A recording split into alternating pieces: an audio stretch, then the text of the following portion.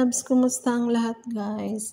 Ayan guys, ang ating recipe ngayon guys ay magluto tayo ng bread with chicken. Palamanan natin ng chicken sa ilalim guys. Ayan ang ating isahog. Yan ang chicken natin at lagyan natin ng parsley, carrots at saka bawang, onion at saka corn. Kasi guys yan ang request ni alaga na isahog ko guys. Pwede natin sahugan ng kahit ano guys gusto natin guys, pero kasi ayaw nila. At ayan, ginigisa ko lang yung onion garlic guys sa butter at saka konting olive. Ayan, at siyempre guys, igigisa muna natin ang ating chicken. Ipa-brown muna natin guys para mas masarap, mas mabango siya guys. Ayan guys, parang konting nag-brown na guys, lagyan na natin ng powder or lagyan nyo ng Maggi cubes.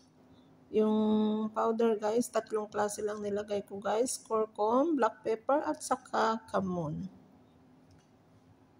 3 klase lang guys, marami silang powder guys, pero yung 3 lang nilagay ko guys. Tapos nilagyan natin ng carrots. Tapos nilagyan ko rin ng parsley konti. Kasi wala akong fresh guys. Kinuha ko na lang doon sa freezer. Siyempre guys, nilagyan din natin ng cream. Ayan, luto-luto lang natin konti guys. Kasi luto na naman yung ready to eat na yung corn natin. Pagkatapos guys, ipalaman natin yan doon sa bread. Pagkatapos natin palaman sa bread, lagyan natin ng cheese. Tapos maggawa tayo ng pang-top niya guys. Hindi ako ng ready-made guys. Ako ang nagawa ng pang-top niya para masarap siya.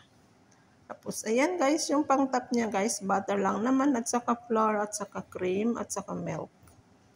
Mas maganda kasi yung akong nagawa guys kaysa yung ready-made. Tapos ayan, nilagay lang natin sa top niya guys. Hanggang ma-cover yung bread natin. Kasi yung bread natin guys, sobrang laki guys. Ang lalaki ng bread natin guys.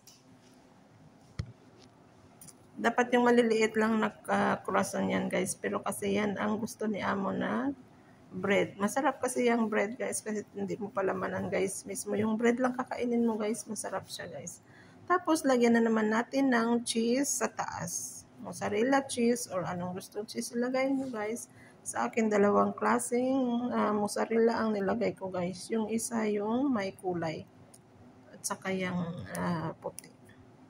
Depende rin sa inyo guys kung anong ilagay yung cheese. Sa akin kasi 2 kulay para maganda tingnan at masarap din. Masarap din naman kahit isang cheese lang. Pagkatapos nyan guys, ilagay natin sa oven.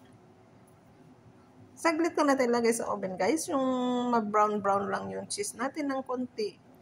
Kukunin na natin para hindi siya masusunog yung bread natin sa baba.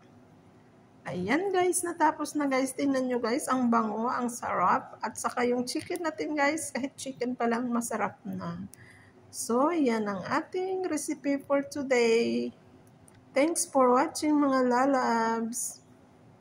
Ayan guys, yummy ang ating bread with chicken. Thanks for watching. Bye!